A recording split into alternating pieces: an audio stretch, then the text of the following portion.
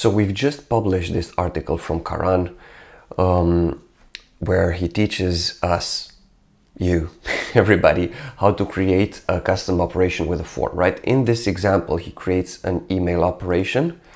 So this email operation comes on top of your CRUD controller, a user CRUD controller, so that the admin is able to send email to a user right from the admin panel and choose his email, you know?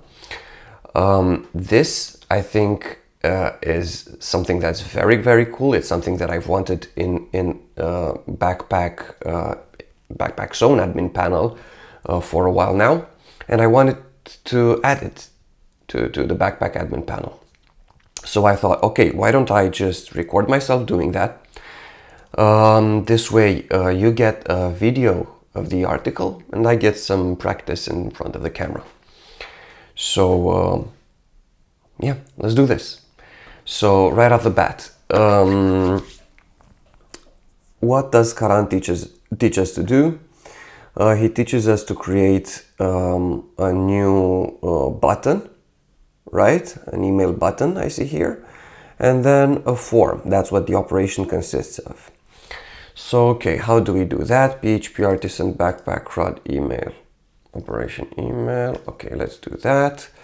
PHP artisan backpack CRUD operation email. This has created a trait. Let's take a look at that actually. So let me close this out. It's created a trait inside app http controllers admin operations email operation. Okay, and that includes a setup email routes method. If you're not familiar with operations, this is where routes get registered. Setup email defaults and email. Okay, that's not actually all we want. So next we'll want to change the route and add this bit, the email. Okay, let me open that up in Sublime. Email operation. I'm gonna add the ID. Done. I'm going inside the email method. Append entry data to the array that is being passed to the view. Okay, so okay, this current entry, right. And I see this is different. So inside the email, we also need the entry. Okay, it makes sense because you want to get the current user. And change this to email, capitalized. We're going to create a button.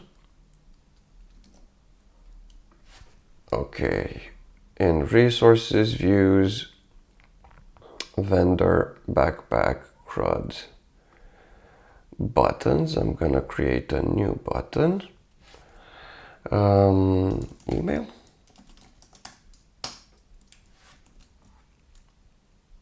Sure. Add the button inside the operation setup email defaults by uncommenting this line. Okay, this will be a line button. So this is it.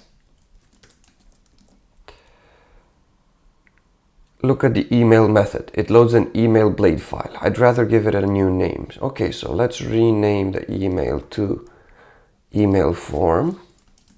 Email form. Okay, so, and let's create this blade file. Buttons, operations, new file, email form.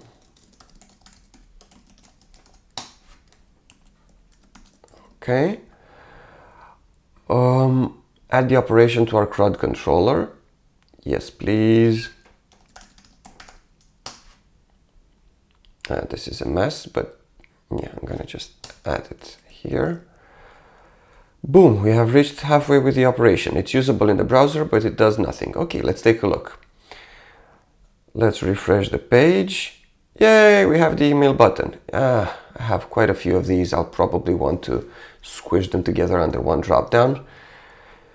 One thing I don't like here is the email button is at the end. I like the leads to always be at the end. So I'm going to go to the email operation, and where we add the button, I'm going to type beginning here. So I want it to show the first thing. Okay. And if I want to send an email to this guy now, okay, it opens a blank page. Fair enough. Doesn't work.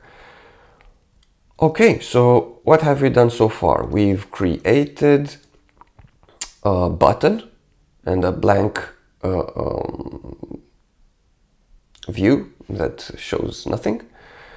An operation trait that we've attached to the CRUD controller. Okay, now we need to actually make it send an email, right? So basically what we've done so far is common for any type of operation you create that you want to show a view. Going further, what Karan is going to teach us here is how to create a view that contains a custom form, and that custom form will be sending an email. So I assume we're going to paste his code here to actually show a form. Let's see. Yay! I like how it looks. Okay. And then we'll probably need a way to process that form once submitted. Okay, so what it teaches us here is to add a new route and a new method to the email operation. I'm gonna do that right now. Okay, let me delete these.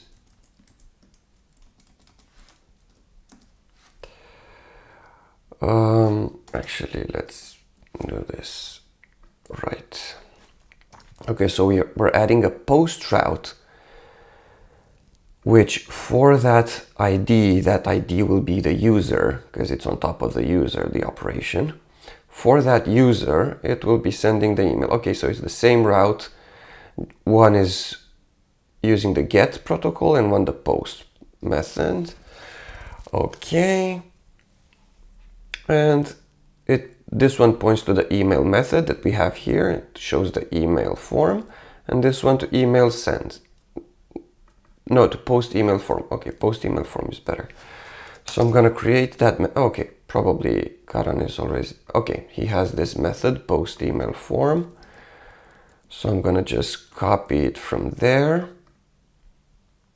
It's a bit messy, but let's, okay. And I'm gonna just copy the namespaces too. That'll be easier. Mail probably comes on.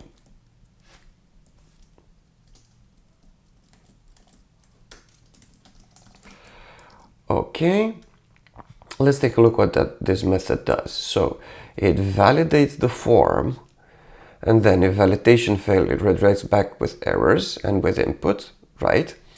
Otherwise, it takes the current entry and it tries to send an email message, in which case it shows a notification bubble and redirects. Otherwise, it will output the error and go back with input. Okay, makes sense? Okay, sounds like we have everything. Let's try it out. So I'm going to refresh this page, and for this dummy user, I'm going to try to send a message. Email from the admin panel. Hello there. I've sent this from the admin panel. Cheers. So, right off the bat, we see that it's sending emails from the default email configured in mail backpack config, mail config, mail. Sorry. So this is Laravel's default config, which I think is fine. I think that's what you want most of the time. You want to fake send an email message that is from the system. You could also, of course, do something like this, change the email to, and like it would look like you sent it from yourself. But then again, you can do that straight from your email client, so why not? You could also send like from fake people, right? I have just in case, who I just use like it's a real person, but it's not. It's a robot we're using, like various automations. So okay, let's just okay to reply. Let's send the email, see if it works. It did. It did. It sent an email. Okay, let's see that email. Email from the admin panel. Hello there, I sent this from the admin panel. Okay, so that's how it's done. I'm glad it works and I'm gonna keep it.